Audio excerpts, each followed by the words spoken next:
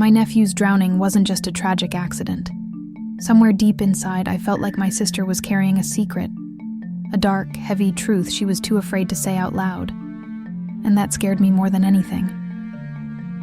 Danny was only 8 years old, but from the moment he could walk, water had been his second home. He was born to swim. Every summer, he'd spend hours at my pool, diving under and holding his breath like a tiny, fearless fish. I remember timing him with a stopwatch, amazed how long he could stay underwater without surfacing. His bedroom was a shrine to swimming, walls covered with ribbons, medals, and trophies he'd won from local meets and competitions. More than anything, Danny loved the water.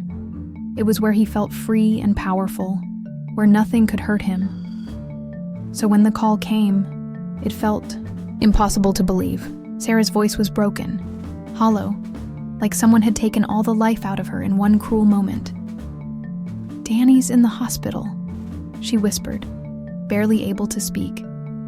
"He nearly drowned at the lake." My heart stopped. My chest tightened, so much it was hard to breathe. How could this happen to him? He wasn't just any kid. He was strong, confident, the kind of swimmer who seemed untouchable in the water. The idea that he could have gotten into real trouble out there felt like a nightmare. I didn't even wait to hear more. My hands trembled as I grabbed my keys and purse and rushed out the door. The drive to the hospital was a blur, every second filled with a pounding mix of fear, confusion, and disbelief. My mind raced through every possible reason. A sudden cramp, heat stroke, even a seizure, but none of it fit. Danny was healthy, careful, and fearless in the water. Something about this didn't add up. When I finally got there, Sarah was sitting in the waiting room. She was still in her wet bikini, with a hospital gown loosely draped over her shoulders. Her makeup had run down her face in messy black streaks, but what unsettled me the most was how strangely calm she looked. Over the years, I'd never seen her this collected in a crisis. Sarah was the type who would break down crying over the smallest things, a scraped knee, a lost pet, or even a bad grade in school. But now, as her son fought for his life in the ICU, she sat there quietly, almost like she was hiding something. There was a tension around her, like a silent storm brewing beneath the surface. I forced myself to ask, "Where's Marcus?" Her boyfriend of just 6 months. She avoided my eyes and said, "He had to leave for a work emergency." Something about that didn't sit right with me. How could a work emergency be more urgent than his own son nearly drowning? I pressed on. "Sarah, what really happened at the lake?" She kept staring at the floor, picking nervously at her nails, a habit I'd known since we were kids. "I told you, he just went under. Kids do that sometimes, even good swimmers," she said. But I could see the cracks in her story. But I knew Danny better than anyone except Sarah. He wasn't just a good swimmer, he was extraordinary. From the moment he could walk, water felt like home to him. He spent countless summers at my pool, holding his breath for what seemed like forever, perfecting every stroke. He swam laps effortlessly and was even part of a regional swim team. To hear that he just went under without a clear cause was impossible to accept. I couldn't hold back my questions. "Were you watching him closely?" I asked cautiously. Sarah's reaction surprised me. She snapped back defensively. "Of course I was. What kind of mother do you think I am?" Her voice trembled with a mix of anger and hurt. I wanted to say, "One who's dating a man who clearly doesn't care about her son," but I held my tongue. Marcus had only been in their lives for 6 months, but already, Danny had changed.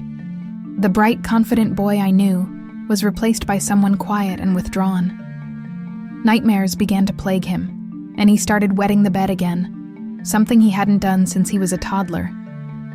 Most unsettling was how tightly Danny clung to Sarah whenever Marcus was nearby, like a scared little animal sensing danger. I'd tried to bring this up to Sarah before, but she refused to listen. She was lonely after her divorce, and Marcus's charm was a welcome distraction from her pain. Tall, handsome, and with a smile that disarmed anyone, Marcus seemed perfect on the surface. But deep down, I sensed something wrong. Something I wasn't supposed to see. Hours later, a doctor emerged from the ICU with a grave expression. "Danny is stable, but he's in a medically induced coma," he said solemnly. "There's water in his lungs and bruises on his shoulders."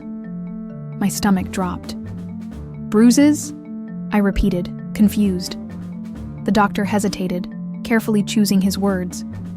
"They could be from the rescue, but we can't be certain." Sarah's face went pale, the color draining away. Her eyes told a story. No one dared speak aloud. A story of guilt, fear, and something darker lurking beneath the surface. As I sat there, the weight of what was happening settled heavily on me. This wasn't an accident. Deep down, I knew there was more to Danny's drowning than anyone was admitting, and I was determined to find out the truth, no matter how painful it might be. The night at the lake kept replaying in my mind like a broken record. How could Danny, who was basically a little fish in the water, suddenly end up gasping for air beneath the surface? I pictured the scene in vivid detail. The sun shining bright, kids laughing and splashing around, families chatting on the shore. But beneath all that joy, something sinister was hiding. Everyone acted like it was just a tragic accident, but I couldn't shake the feeling that there was more to the story. No one seemed willing to open up, and Sarah's distant silence only made the mystery deeper. When I called Sarah again, trying to sound gentle but concerned, I asked, "Are you sure Marcus was with you the entire time at the lake?" She hesitated, her voice shaking, then quickly changed the subject. That hesitation told me everything I needed to know. I remembered how Danny had started clinging to Sarah more whenever Marcus was around. The sparkle in his eyes was gone, replaced by something scared and withdrawn. Something about Marcus didn't sit right with me. It was like there was a shadow hanging over their family, one no one wanted to acknowledge. In the days that followed, I began noticing little things that didn't add up. Sarah's messages became shorter and colder. She avoided calls and canceled plans at the last minute. Danny's bruises weren't fading as they should have, and strange whispers floated from their house late at night. Neighbors mentioned hearing raised voices, angry and harsh, breaking the usual calm. I couldn't ignore it any longer. This wasn't just an accident. Danny was trapped in something far darker, something that had been building for months. One evening, I finally convinced Sarah to meet me for coffee. As she nervously stirred her drink, her hands trembled uncontrollably. "I just want to protect Danny," she said quietly, tears welling up in her eyes. "But I'm terrified. Marcus, he's not who we thought he was. He has a side nobody sees." She looked around, as if afraid someone might be listening. "Sometimes, I don't even know what he's capable of." At that moment, everything fell into place for me. Marcus wasn't just a boyfriend. He was a dangerous presence in their lives. And Danny's drowning wasn't a random accident. It was a silent scream for help, buried beneath fear and silence. I couldn't sleep that night. Danny's pale face kept flashing in my mind, his little body fighting for every breath. I kept thinking about all the times I had seen him swim effortlessly, laughing as he raced through the water. How could it end like this? The more I thought about it, the more certain I became. This wasn't just bad luck or a freak accident. Something was wrong. Terribly wrong. The next morning, I decided to visit the hospital again. Sarah was there, sitting in a stiff chair, staring blankly at the floor. She looked exhausted, like she hadn't slept in days. When I sat beside her, she finally broke down. "I'm scared, really scared," she whispered. "I don't know if he's going to wake up." Her voice cracked, but beneath the fear was something else, guilt, heavy and suffocating. I knew she blamed herself, but I also knew the truth. she wasn't ready to say out loud. As we talked, I gently pressed about Marcus, the strange bruises, Danny's sudden fear, the tension that seemed to hang over their home. Sarah's eyes filled with tears. "He's not the man I thought he was," she admitted. "He's angry, unpredictable, and Danny is paying the price." She looked away, ashamed. I was too scared to see it, or maybe I just didn't want to. That confession hit me like a punch. The pieces were all there, but Sarah had been trapped by fear and denial. That day, I made a decision. I couldn't just stand by and watch. Danny's life, and his safety, depended on someone stepping up. I started digging, quietly asking around about Marcus. What I found made my blood run cold. Stories of his temper, of fights that ended badly, whispered warnings from people who'd seen too much. The man who was supposed to care for Sarah and Danny was hiding a dangerous secret, and I was running out of time.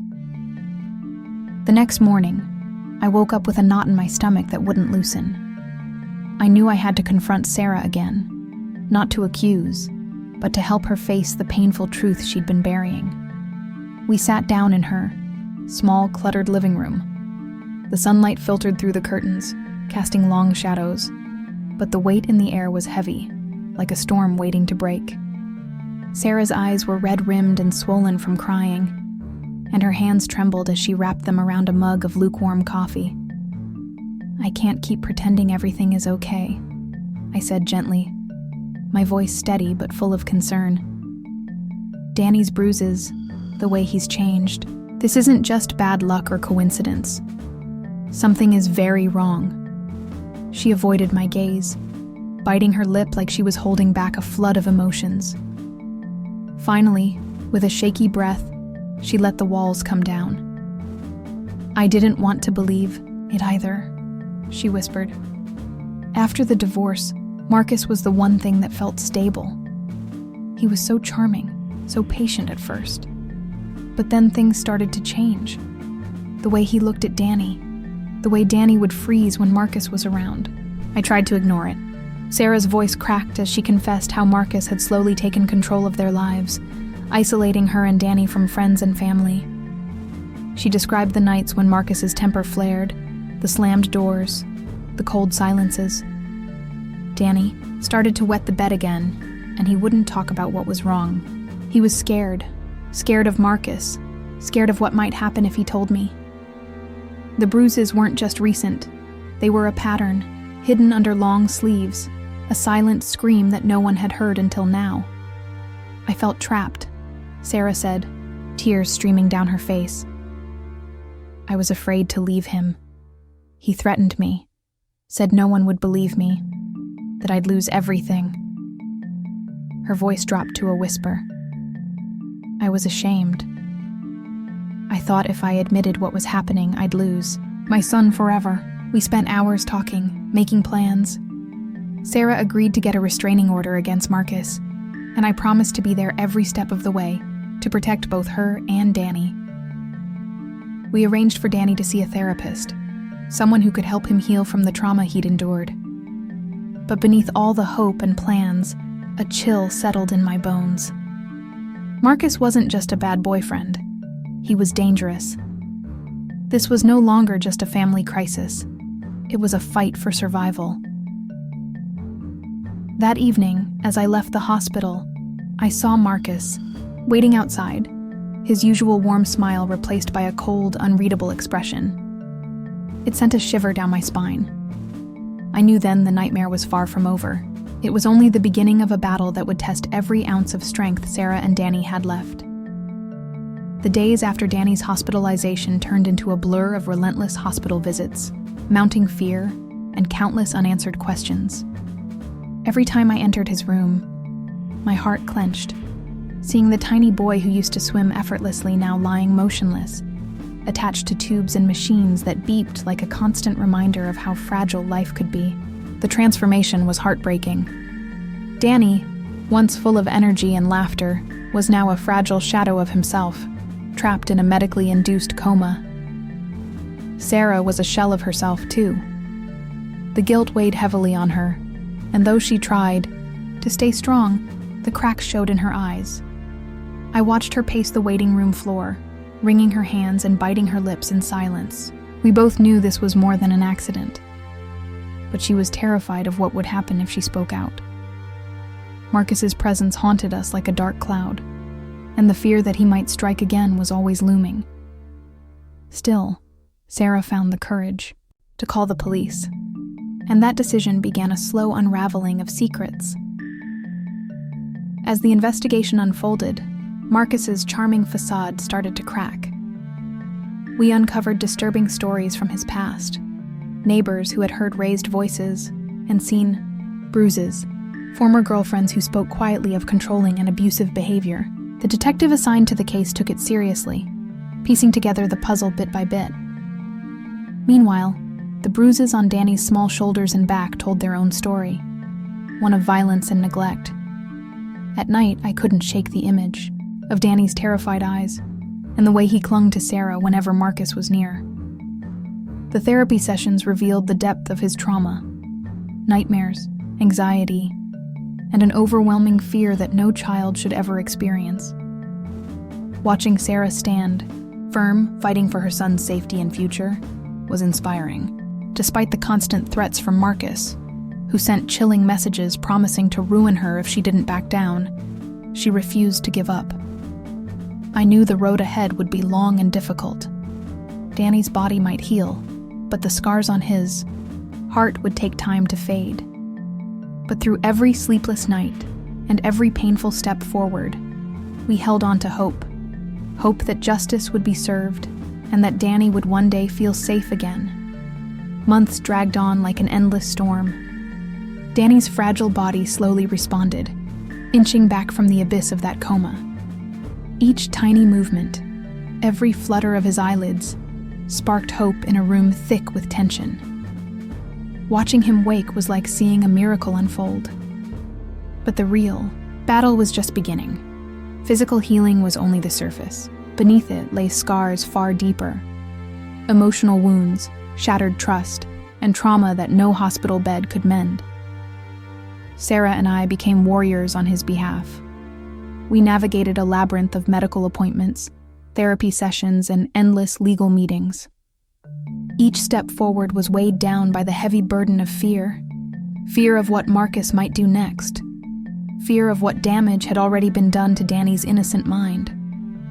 Our bond strengthened, forged in the fire of relentless advocacy. I saw a different Sarah emerge. No longer the overwhelmed, guilt-ridden mother, but a fierce protector determined to shield her son from any further harm. Meanwhile, the courtroom became a battleground.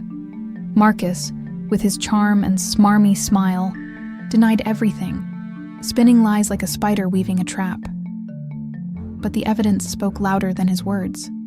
The bruises on Danny's small shoulders, the silent tears he shed when describing the terror, the accounts of neighbors who had overheard Marcus's angry outbursts. The judge listened, weighed the facts, and finally issued a protection order that removed Marcus from their lives. His arrest was both a relief and a reminder of the long road ahead. Yet the hardest battles weren't always with Marcus. Some, family members blinded by denial or loyalty, refused to accept the truth. Whispers behind closed doors accused Sarah of naivety, even blamed her for allowing this nightmare to unfold. That kind of betrayal stung worse than any bruise. But we refused to let the poison of judgment divide us further. We focused on Danny, his slow, painstaking journey back to joy and safety. Danny's return to swimming was the most beautiful sight. At first, he was hesitant, haunted by memories of the lake and the near tragedy. But with patient encouragement and love, he relearned the water's embrace. Each stroke was more than just movement. It was a reclaiming of his childhood, a defiant statement that fear would no longer control him. Watching him glide through the pool with growing confidence was a victory not just for him, but for all of us who refused to give up. This isn't just a story of pain and betrayal. It's a story of resilience, of fighting back when the odds feel impossible and of love so fierce it can mend even the deepest wounds. If you ever feel trapped in darkness, remember Danny's journey. Sometimes survival is just the first step toward reclaiming your life and your hope.